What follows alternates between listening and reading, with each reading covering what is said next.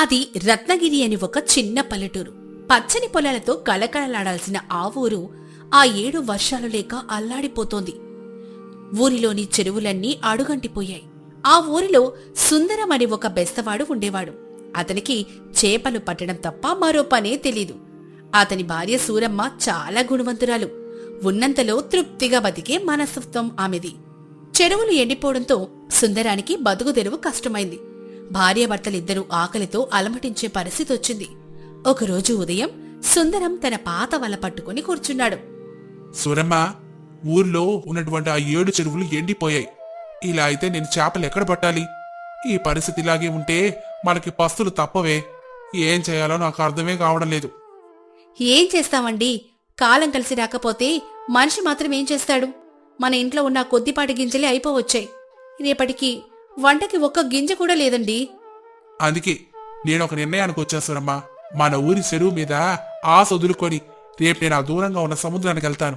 సముద్రంలో చేపలు పడ్డం కష్టమైనా మన ఆకలి తీరాలంటే ఎంతకంటే మార్గం లేదే. మీరు సముద్రానికి వెళ్తారా? బాబోయ్, అది చాలా ప్రమాదం అని అంటారు కదండి. మీరొంటరిగా వెళ్తానంటే నాకెందుకో భయంగా ఉందండి. సముద్రానికి వెళ్ళడం వద్దు. ఇక్కడే ఏదో ఒక కూలి పని చేసుకోండి. కానీ ఇక్కడ చేయడానికి కూలి పని కూడా లేదు కదా సూరమ్మ. నువ్వేం భయపడకు సూరమ్మ. నేను ఈ పాత పడవని సరిచేసుకుని సముద్రానికి వెళ్తాను. నువ్వు ధైర్యంగా ఉండు. సాయంత్రానికల్లా ఏదో ఒక చేపను పట్టుకొని వస్తాను. సుందరం తన చిన్న పడవని సముద్రం లోపలికి తీసుకెళ్తాడు. అలల ఉధృతికి పడవ ఊగిపోతోంది. చాలాసేపు వల విసిరినా ఒక్క చేప కూడా పడలేదు. ఆశతో సుందరం తన పడవను ఇంకా లోపలికి సముద్రం మధ్యలోకి తీసుకెళ్లాడు. అకస్మాత్తుగా గాలివాటం మారింది. సుందరం గాలి వలన తను ఎటువైపు వెళ్తున్నాడో అతనికి అర్థం కావడం లేదు. సుందరం సముద్రంలో దారి తప్పాడు. సుందరం చాలాసేపు సముద్రంలో అటూ ఇటూ తిరుగుతూ ఉండగా అతనికి దూరంగా ఒక పెద్ద ఓడ కనిపించింది. అది చాలా పాతదిగా వింతగా ఉంది. ఆశ్చర్యంతో సుందరం తన పడవను ఆ ఓడ దగ్గరికి తీసుకునెళ్ళాడు.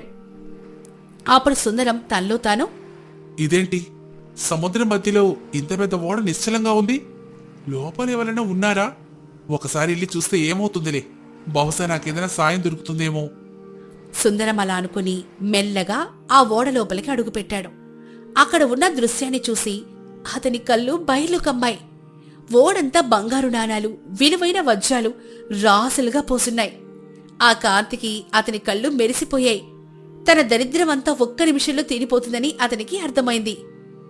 భగవంతుడా, ఎంత అదృష్టం! ఇవన్నీ బంగారు నాణాలే. వీటితో నా కష్టాలన్నీ తీరిపోతాయి.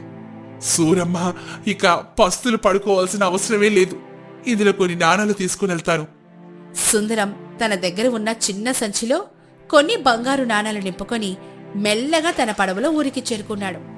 చీకటి పడేసరికి ఇంటికి చేరుకున్న సుందరాన్ని చూసి సూరమ్మ ప్రాణం లేచొచ్చినట్లు అనిపించింది. వచ్చేసారా? మీరిప్పటి వరకు రాకపోయేసరికి ఎంత ఆందోళన పడ్డానో తెలుసా? మరి మనకి చేపలేమైనా పడ్డాయా? వెలిగిపోతోంది.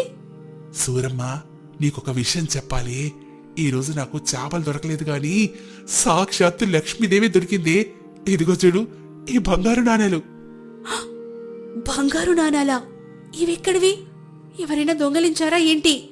బాబోయ్, మనకి వద్దు. పరుల సొమ్ము మంచిది కాదండి. అబ్బా, నేను దొంగతనం చేయలేదు సూరమ్మ. సముద్రం మధ్యలో ఒక పాత ఓడలు ఇవి దొరికాయి. అక్కడెవరూ లేరు. వీటితో మన అప్పులన్నీ తీరిపోతాయి సుందరమ్మ. కానీ ఒక మాట, ఈ విషయం ఊర్లో ఎవరికి చెప్పొద్దు. కేవలం చేపల పడితే అమ్మగా డబ్బు వచ్చిందని చెప్పు. నాకెందుకో భయంగా ఉందండి. కానీ మీరు చెప్తున్నారు కాబట్టి అలాగే చేస్తాను. ఎవరికి ఒక్క ముక్క కూడా చెప్పను. ఆ రోజు నుంచి సుందరం జీవితం మారిపోయింది. సుందరం మొదట తన అప్పులన్నీ తీర్చేశాడు. సుందరంలోని మార్పును చూసి ఊరి జనమంతా ఆశ్చర్యపోయారు. ఏం సుందరం, ఆ అప్పులన్నీ తీర్చేసావటగా? అంత డబ్బు ఎక్కడిది? మొన్నటిదాకా నీకు తినడానికి కూడా తిండి లేదు కాదు. అందులో ఏముందిలే గొప్ప. నేను చేపలు పట్టడానికి సముద్రంలోకి వెళ్తున్నాను కదా, అక్కడ పెద్ద పెద్ద చేపలు పడుతున్నాయి. వాటి పట్టణంలో అమ్మితే మంచి డబ్బులు వచ్చాయిలే. ఆ అదృష్టం అంటే నీదే సుందరం. మన ఊరి చెరువులో చొక్క నీరు లేదు గాని నీకేమో సముద్రం వల్ల కాసుల వర్షం కురిపిస్తోంది. అప్పటి నుంచి సుందరం మెల్లగా ఆ ఓడ దగ్గరికి వెళ్లడం, బంగారు నాణాలు తీసుకురావడం అలవాటు చేసుకున్నాడు.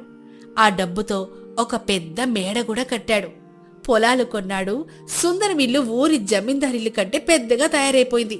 ఇంకా అందంగా కూడా తయారు చేశాడు. అది చూసిన జమీందారికి కడుపు మండిపోయింది. అసూయతో రగిలిపోయిన జమీందారు సుందరం ఇంటికి వచ్చాడు. ఓయ్ సుందరం, నీ మేడ చూస్తుంటే నా మేడ కంటే పెద్దదిగా ఉంది. ఇంత డబ్బు నీకెక్కడిది? నువ్వేమైనా దొంగతనాలు చేస్తున్నావా? నమస్కారం జమీందార్ గారు. నేను దొంగతనాలు ఎందుకు చేస్తానండి? సముద్రంలో చేపలు పడుతుంటే అమ్ముకుంటున్నాను అంతే. చేపల మీద ఎంత ధనం వస్తుందా? నన్ను నమ్మమంటావా? సరే, అదంతా పక్కన పెట్టు. మీ తాతల కాలం నుంచి మీరు నాకు పన్ను కట్టడం లేదు. ఇన్నాళ్ళు పేదవాడి పడి వదిలేశా. ఇప్పుడు నీ దగ్గర డబ్బు ఉందిగా, పాత పన్నులన్నీ వడ్డీతో సహా ఇప్పుడే కట్టు. లేదంటే నీ మేడని జప్తు చేస్తాను. అదేంటి జమీందార్ గారు, పాత పనులంటే చాలా డబ్బు అవుతుంది కదా. ఇప్పుడు అంత నగదు నా దగ్గర సిద్ధంగా లేదు. నాకు అదంతా తెలీదు. 1 వారం సమయం ఇస్తున్నాను. ఆ లోపు పన్ను కట్టకపోతే నీ ఇల్లు నా సొంతం అవుతుంది. జాగ్రత్త. జమీందారు వెళ్ళాక ఊరి జనం సుందరం చుట్టూ చేరారు. సుందరం, వారం రోజుల్లో అంత డబ్బు ఎలా కడతావు? జమీందారు చాలా కఠినమైనడు. నీ ఇల్లు పోయేలా ఉందే. మీరేం దిగులు పడకండి, నేను మళ్ళీ సముద్రానికి వెళ్తాను. ఈసారి ఇంకా పెద్ద పెద్ద చేపలు పట్టి ఆ డబ్బుతో పన్ను కడతారు. సుందరం మళ్ళీ ఆ బంగారు ఓడ దగ్గరికి వెళ్తాడు. ఓడ లోపలికెళ్ళగానే అక్కడొక వింత దృశ్యం కనిపించింది. బంగారు నాణాల రాశిపైన ఒక పెద్ద బంగారు వర్ణం కలిగిన చేపుంది. అది ప్రాణంతో ఉన్నట్లుగా కదులుతోంది. సుందరం భయంతో వెనక్కి తగ్గగా ఆ చేప మనుషుల భాషలో మాట్లాడడం మొదలుపెట్టింది. ఓ మనిషి, ఆగు! ఇన్ని రోజులుగా ఈ బంగారు నాణాలు తీసుకెళ్తున్నావు కదా, వీటితో నువ్వు ఏం చేస్తున్నావు? నేను నా కష్టాలు తీర్చుకుంటున్నాను. ఇల్లు కట్టాను, పొలాలు కొన్నాను. ఇప్పుడు జమీందార్కి పన్ను కట్టడానికి మరికొన్ని నాణాలు కావాలి. బంగారు నాణాలు కేవలం నీకోసమే వాడుతున్నావా? ఈ ధనం నీకు మాత్రమే ఎందుకు కనిపించిందో తెలుసా? నువ్వు 10 మందికి సాయం చేస్తావని, ఊరిలో ఉన్న పేదరికాన్ని తుడిచేస్తావని ఈ అదృష్టం నీకు దక్కింది. కానీ నువ్వు స్వార్థంతో నీ ఒక్కడి సుఖం కోసమే చూసుకుంటున్నావు. జమీందారు వేధిస్తున్నాడని బాధపడుతున్నావే కాని నీ కళ్ల ముందే ఆకలితో అల్లాడిపోతున్నా నీ ఊరి ప్రజల గురించి ఎప్పుడైనా ఆలోచించావా? సుందరం ఆ మాటలకు తలదించుకున్నాడు. నువ్వు చెప్పింది నిజమే చేపమ్మా. నేను నా సుఖంలో మునిగిపోయి పక్కవాడి ఆకలిని మర్చిపోయాను. జమీందారు ఆగడాల వల్ల మా ఊరి జనం ఎంత ఇబ్బంది పడుతున్నారో నాకు తెలుసు. డబ్బు అనేది ఒక నది లాంటిది. అది ప్రవహిస్తూ 10 మంది దాహం తీర్చాలి. ఒక్కచోట ఆగిపోతే అది కుళ్ళిపోతుంది. సుందరంకి తన తప్పు తనకి అర్థమైంది. నన్ను క్షమించు చెప్పమ్మా. నేను పొరపాటు చేశాను. నేను నా స్వార్థం కోసమే ఆలోచించాను. నువ్వు ఆలోచించినంతగా నేను ఆలోచిస్తే మా ఊరు బాగుండేది. నేను నీకొక మాటిస్తున్నాను. ఈ ధనం ఇక నుంచి నా ఒక్కడి కోసం కాదు, నా ఊరి మంచి కోసమే వాడతాను. మా ఊర్లో ఏ ఒక్కరూ ఆకలితో ఉండకుండా చూస్తాను. సుందరం ఆ రోజే చాలా ధనాన్ని తీసుకుని ఊరికొచ్చాడు. మొదట జమీందార్ దగ్గరికి వెళ్ళాడు. జమీందార్ గారు, ఇదిగోండి, నా పన్ను మాత్రమే కాదు, ఊరి ప్రజలందరి పాత అప్పులు పనులు అన్నీ నేనే కట్టేస్తున్నాను. ఇక నుంచి ఎవరిని మీరు ఇబ్బంది పెట్టకూడదు. అంత డబ్బు నీకెక్కడిది? ఊరు వాళ్ళందరూ అప్పు నువ్వు తీరుస్తావా? నీకు మతిపోయిందా సుందరం? నాకు ఇప్పుడే జ్ఞానోదయం అయింది జమీందార్ గారు. నేను సంపాదించిన ఈ డబ్బు నాది మాత్రమే కాదు, మన ఊరి ప్రజలందరిది. ఇక నుండి మీరు ఎవరిని పన్ను పేరుతో వేధించడానికి వీల్లేదు. సుందరం మాటలకి జమీందారు నోట మాట రాలేదు. సుందరం అక్కడితో ఆగలేదు. ఊరిలో ఎండిపోయిన కాలువలు తవ్వించాడు. ఊరిలో ఒక పెద్ద పాఠశాల, ఒక ఉచిత ఆసుపత్రి నిర్మించాడు.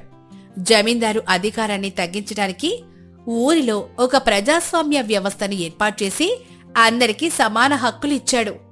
సుందరం, నువ్వు మా ఊరి పాలిట దైవానివి. నీ వల్ల మా పిల్లలు చదువుకుంటున్నారు. ఆ ఆకలి బాధలు తీరాయి. నేను కేవలం ఒక నిమిత్త మాత్రమే బాబు. ఆ సముద్ర గర్భంలో ఉన్న అదృష్టం మనందరిది. మనం కలిసుంటేనే ఈ ఊరు బాగుంటుంది. ఊరి జనమంతా సుందరాన్ని తమ ఊరి పెద్దగా ఉండమని కోరారు. సుందరం మొదట వద్దన్నా అందరి ఒత్తిడి మేరకు ఊరి నాయకుడిగా బాధ్యతలు తీసుకున్నాడు. తన భార్య సూరమ్మతో కలిసి నిగర్విగా సేవ చేస్తూ శేష జీవితాన్ని గడిపాడు. ఆ బంగారు చేప మళ్లీ అతనికి ఎప్పుడూ కనిపించలేదు. కాని దాని మాటలు మాత్రం అతని గుండెల్లో ఎప్పటికీ నిలిచిపోయాయి. మరి ఈ కథ ద్వారా మనం తెలుసుకున్న నీతేంటో తెలుసా? దేవుడిచ్చే అదృష్టమనేది మన ఒక్కరి కోసమే కాదు, 10 మందికి సాయం చేయడం కోసం దక్కుతుంది. స్వార్థంతో కూడబెట్టిన ధనం ఎప్పుడూ శాంతినివ్వదు. కానీ పరుల కోసం ఖర్చు చేసిన ధనం మనకి శాశ్వతమైన గౌరవాన్ని, ఆనందాన్ని ఇస్తుంది. రామగిరి అనే గ్రామంలో మంగమ్మ అనే వృద్ధురాలు ఉండేది. ఆమెకు ఒకే ఒక్క కొడుకు వీరయ్య. వీరయ్య భార్య వెంకమ్మ. వీరయ్య వెంకమ్మల గారల పట్టి రమాదేవి. మంగమ్మ చాలా పొదుపరి. రూపాయి ఖర్చు చేయాలన్నా 10 సార్లు ఆలోచిస్తుంది. కాని మనవరాలు రమాదేవి మాత్రం దానికి పూర్తి విరుద్ధం. ఏది చేసినా, ఏది వాడినా అత్యంత విలువైనదే ఉండాలని ఆమె కోరుకుంటుంది. ఒకరోజు ఉదయం వీరయ్య పొలం నుంచి ఇంటికి రాగానే రమాదేవి అతని దగ్గరకు పరిగెత్తుకుంటూ వెళ్ళింది. నాన్న, వచ్చే వారం పక్క వీధిలో రంగయ్య గారి అమ్మాయి పెళ్ళుంది. ఆ పెళ్లికి నేను కట్టుకోవడానికి ఒక మంచి పట్టుచీర కావాలి. సరే తల్లి, కొనుక్కుందులే. పట్టు చీరకి ఎంత ఖర్చు అవుతుంది? కనీసం 10 వరహాలైనా అవుతుంది నాన్న. అంతకీ తక్కువ ధర చీర బావుండదు. మంగమ్మ దూరం నుంచి వింటూ, ఏంది 10 వరహాల? ఏంటే రమా, మొన్ననే కదా పండక్కి కొత్త వస్త్రం కొన్నావు, అప్పుడే మళ్ళీ ఎందుకు? నానమ్మ, అది మొన్న పండక్కి కొన్నది. అది ఇదివరకే ఒకసారి కట్టుకున్నాను కదా. పెళ్లికెళ్లాలంటే కొత్త చీర కట్టుకునే వెళ్ళాలి. పాతవి కట్టుకుంటే చుట్టాలందరూ ఏమనుకుంటారు? నా పరువు ఏమవుతుంది? నేను నీలా పిసినోర్లుగా ఉండలేను. పరువు వస్త్రాల్లో లేదు తల్లి, మన ప్రవర్తనలోనే ఉంది. నీ తండ్రి ఎండనక వాననక పొలంలో చెవటోడ్చి సంపాదిస్తుంటే నువ్విలా అనాలోచితంగా ఖర్చు చేస్తుంటే నా మనసు తరుక్కుపోతుంది. జీవితం అంటే అవసరం ఉన్నది కొనుక్కోవడం. అనవసరమైన ఆడంబరాలకెళ్తే కాపరం నిలబడదు. నానమ్మ, జీతం అంటే సంపాదించింది దాచుకోవడం కాదు, సంపాదించింది అనుభవించడం. లోకం తీరు మారింది. నువ్వింకా పాతకాలంలోనే ఉన్నావు. అనుభవించిన సంపాదన ఎందుకు? అనుభవించడం అంటే ఉన్నదంతా ఊడ్చి ఖర్చు చేయడం కాదురామా. రేపు నీకు పెళ్ళయి అత్తారింటికెళ్ళాక అక్కడ పరిస్థితులు ఎలా ఉంటా ఎవరికి తెలుసు? అప్పుడు ఈ అలవాట్లు నిన్ను ఇబ్బంది పెడతాయి. నీతో అనవసరంగా నేను వాదించలేను కాని నీది పాతకాలం ఆలోచన. అలా అని రమాదేవి అక్కడి నుంచి విసుగ్గా లోపలికెళ్ళిపోయింది. రమాదేవి వెళ్ళిపోయాక మంగమ్మ తన కొడుకు వీరయ్య వైపు చూసి నిట్టూర్చింది. వీరయ్య, పిల్లకి పొదుపంటే ఏంటో నేర్పించరా? ఇలా గారాబం చేస్తే రేపు అత్తారింట్లో ఇబ్బంది పడుతుంది. మనం రేపు ఉంటామో లేదు, తన బతుకు తను బతకాలిగా. ఆడంబరాలు ఇల్లుని గొల్ల చేస్తాయి. ఏం చేయమంటావమ్మా? ఒక్కగానొక్క కూతురు కదా అని కాస్త గారాబం చేశాను. తనెంత మొండిగా తయారవుతుందని నేను అనుకోలేదు. జీవితం అందరికీ అన్ని పాఠాలు నేర్పుతుందిలే అమ్మా. మనం వద్దన్నా తను వినేలా లేదు. తనకు కూడా డబ్బు విలువ ఏదో ఒక రోజు తెలుసు వస్తుందిలే. కొన్ని రోజులకి రామాదేవికి పక్క ఊరికి చెందిన సత్యంతో వివాహం జరిగింది. సత్యంది ఒక మధ్యతరగతి రైతు కుటుంబం. ఇంట్లో సత్యంతో పాటు అతని తండ్రి సోమయ్య కూడా ఉంటారు. సత్యం తల్లి అతను చిన్నప్పుడే పోయింది. పెళ్లైన కొత్తల్లో సత్యం రమాదేవిని చాలా బాగా చూసుకున్నాడు. కాని రమాదేవి తన పాత అలవాట్లను వదులుకోలేకపోయింది. కొన్ని నెలల తర్వాత దీపావళి పండుగ వచ్చింది. ఏవండి, పండుగ వస్తుంది కదా, నాకొక మంచి పట్టుచీర కావాలి. మా ఇంట్లో ఉన్నప్పుడు మా నాన్న ప్రతి పండక్కి నాకు కొత్త చీర కొనేవారు. సరేరమ్మా, నువ్వు అడిగేవుగా, కొనిస్తాను. నీకెంత డబ్బులు కావాలో మన బీరువా నుంచి తీసుకెళ్ళు. సత్యం కష్టపడి డబ్బులు సంపాదించి రమాదేవికి చీర కొనిచ్చాడు.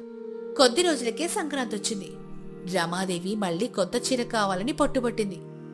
ఆ ఏడాది పంట సరిగ్గా పండగపోయినా భార్య మనసు ఎందుకు నొచ్చుకోవాలని సత్యం అప్పు చేసి మరీ చీర కొనిచ్చాడు.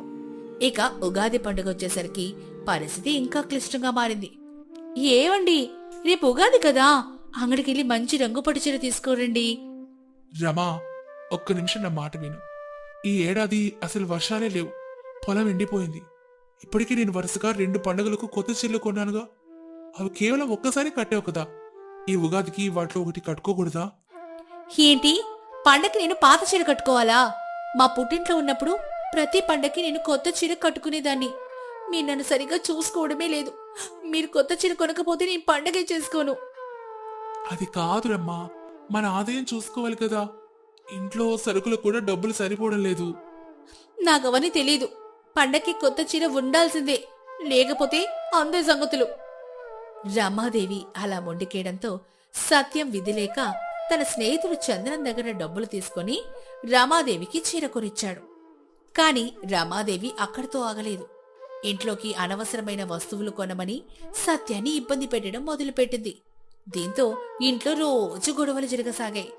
ఈ విషయం వీరయ్యకు తెలిసింది. కూతుర్ని చూడటానికి సత్యం ఇంటికొచ్చాడు. ఏమ్మా రమ్మా, ఎలా ఉన్నావు? అల్లుడు గారు ఎలా ఉన్నారు? నీ కాపురం ప్రశాంతంగా జరుగుతుందా? ఏం ప్రశాంతత నాన్న, మీ అల్లుడు గారు చాలా పిసినారైపోయారు.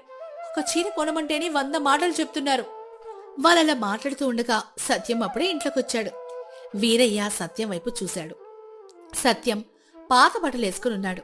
అదే సమయంలో రమాదేవి మాత్రం ఖరీదైన చీరలో ఉంది. రమా, నిన్ను గారాబం చేసి నేను పెద్ద తప్పు చేశాను. అది నీకు ఇప్పుడు అర్థం కావడం లేదు. సత్యం నీ కోసం అప్పులు చేస్తున్నాడు. కాని తన కోసం తనొక్క కొత్త బట్ట కూడా కొనుక్కోవడం లేదు.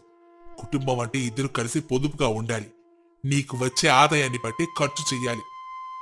నాన్నా, మీరు కూడా మా ఆయనలాగే మాట్లాడుతున్నారు. సత్యం చెప్పింది 100% నిజం తల్లి. ఇప్పటికైనా మించిపోయింది లేదు. నీ భర్తకి అండగా ఉండు. అనవసరపు ఖర్చులు మానుకో.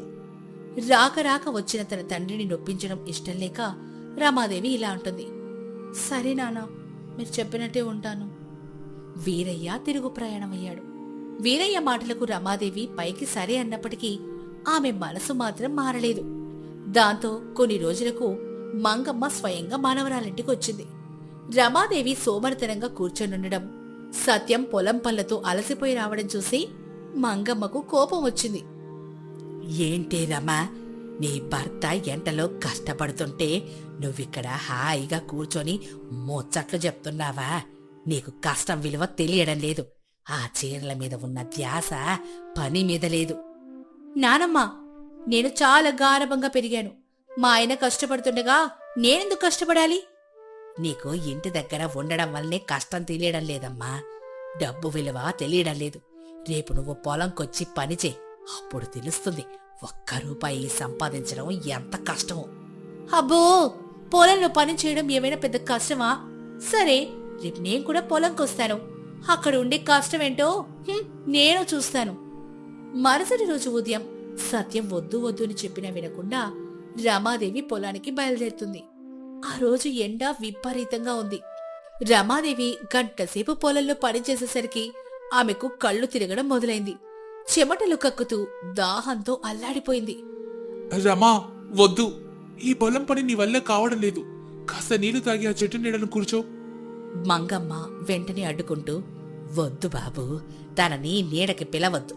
తను చేసిన సవాలు తను నిలబెట్టుకోవాలి. ఒక్కరోజు ఎండలో పనిచేస్తేనే ₹1 సంపాదించాలంటే ఎంత కష్టమో తనకర్థం అవుతుంది. మంగమ్మ అలా అనడంతో ఇక చేసేదేమీ లేక పొలంలో పనిచేయడం మొదలుపెట్టింది రమాదేవి. మరో గంట గడిచింది.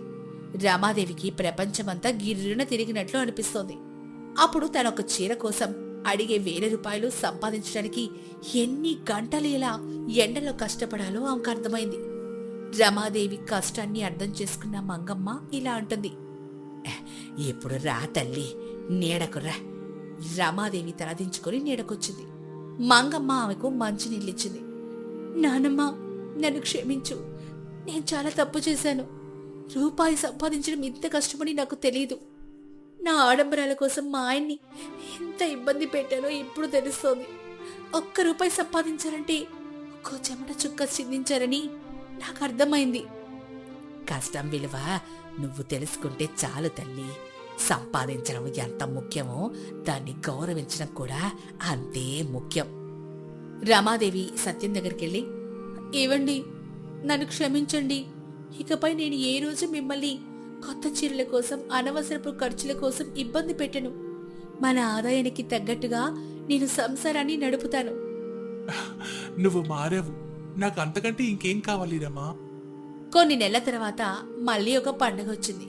సత్యం ప్రేమగా రమాదేవి దగ్గరకు వచ్చాడు. రమా, ఇవాళ పండగ కదా, అంగడికి వెళ్దాంపా. నీకు నచ్చిన చీర కొనిస్తాను.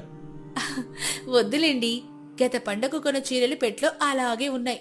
అవి కేవలం ఒక్కసారి కట్టాను కదా, వాటిని ఈసారి కట్టేసుకుంటాను. డబ్బులు దాచిపెట్టండి, మనం పొలం పనులకు ఉపయోగపడతాయి. దూరం నుంచి ఇది చూస్తున్న మంగమ్మ మనసు నిండిపోయింది. తన మనవరాలు పిసినారి కాలేదు, కాని వివేకవంతురాలైన ఇల్లాలైందని సంతోషించింది. రామగిరి గ్రామంలో రమాదేవి ఇప్పుడు పొదుపుకు విజ్ఞతకు మారుపేరుగా నిలిచింది.